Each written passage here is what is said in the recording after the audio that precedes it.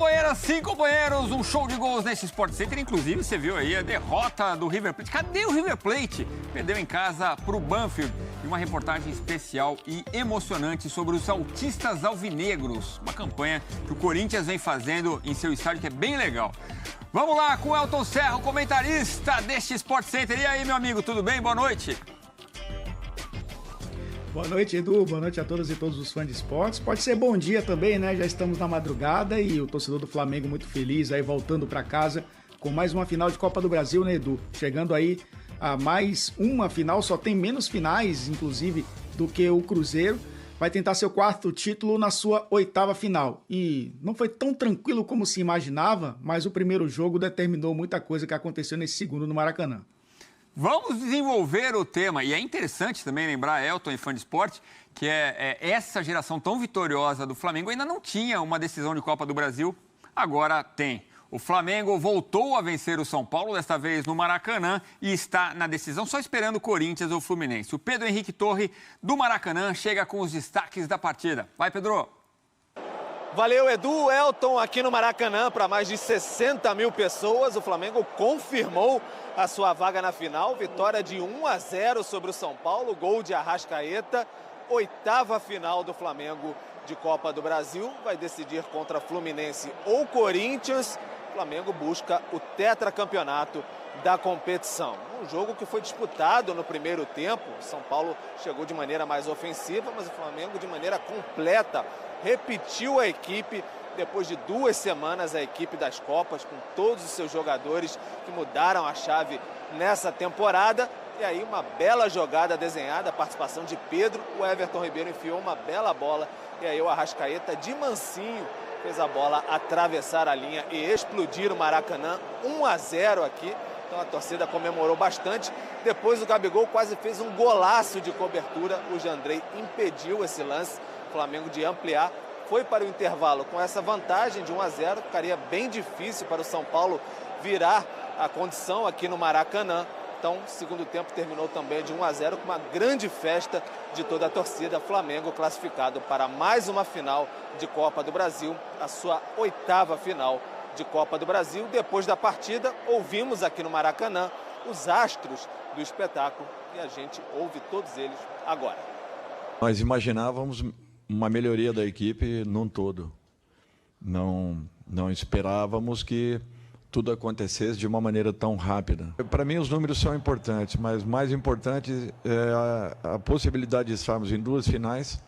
Fato esse que talvez poucos acreditariam, né, naquela primeira semana de junho. E pelo trabalho, pela dedicação, pelo empenho de todos, né, todos que fazem parte da nossa equipe de trabalho, eu acho que tudo isso aí fez com que a evolução ganhasse maturidade, a maturidade ganhasse confiança e a confiança fez com que a nossa equipe jogasse ótimas partidas com muita segurança. Eu acho que basicamente foi em cima disso. Não é fácil, parece fácil quando você está vendo, claro, o Flamengo contratou tantos jogadores e é obrigação chegar, mas não é fácil, acreditem no que eu estou falando, é muito difícil você ano tras ano estar podendo disputar semifinais e chegar em finais. E esse ano eu me sinto um menino, poder disputar uma final de Copa do Brasil, uma final de Libertadores.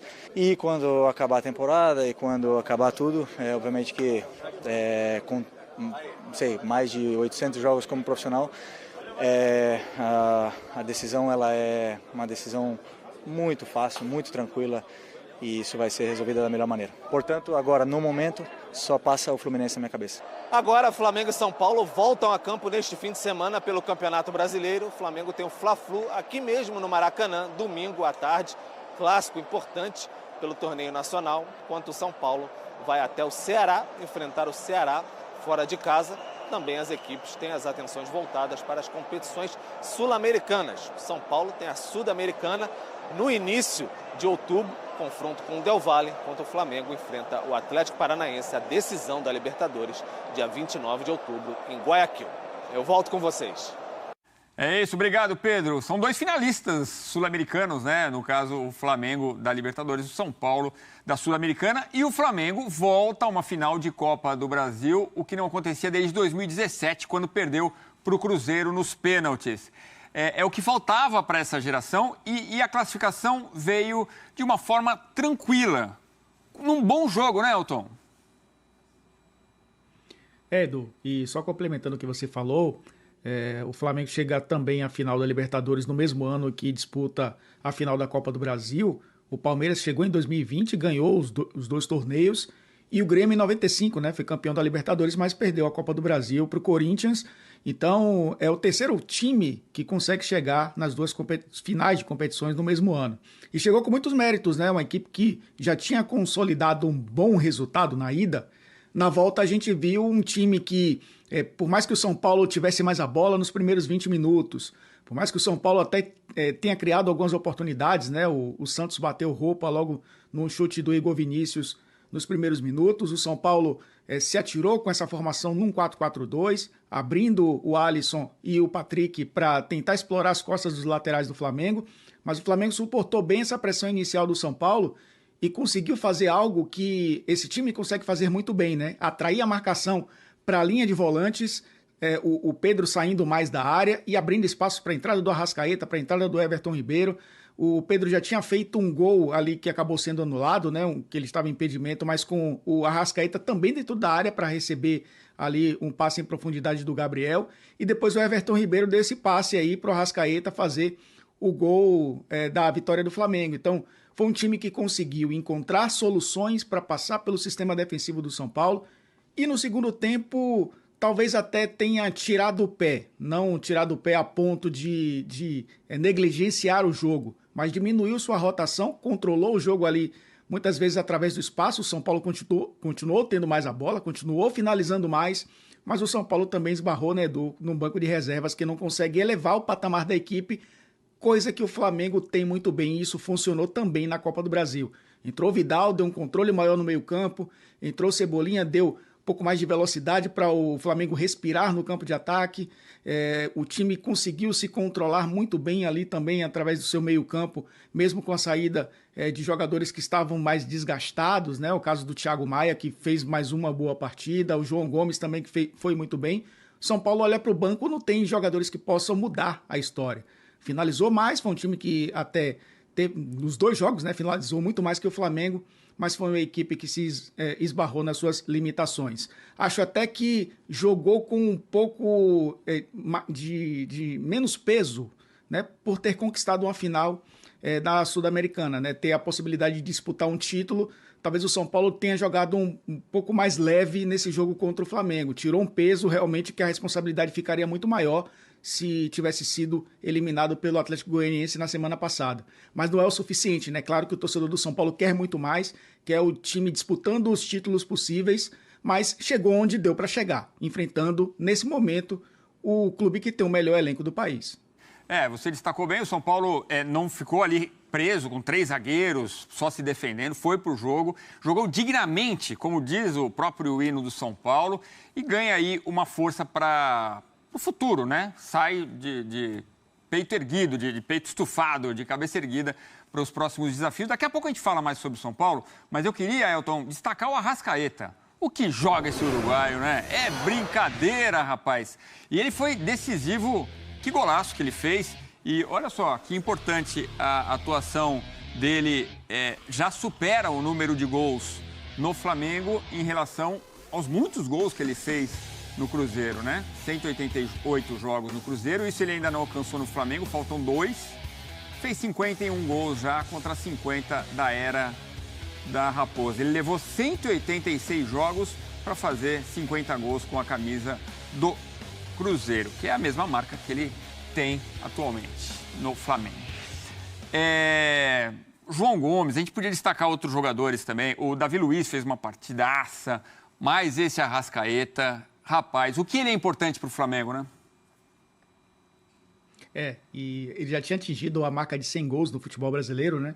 Chega agora ao número 101, com uma trajetória brilhante no Cruzeiro também, com títulos nacionais conquistados.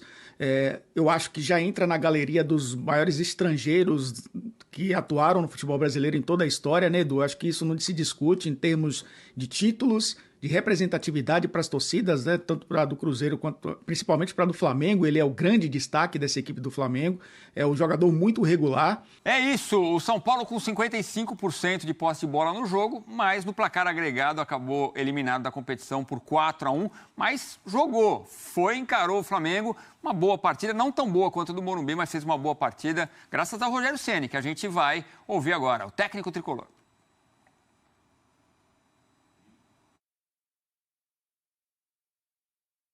O Santos está meio paradão ali, né? O Santos não é de ficar muito paradão, não, mas agora sim a gente vai ouvir o Rogério Ceni, o técnico do São Paulo, falar agora no Sport Center.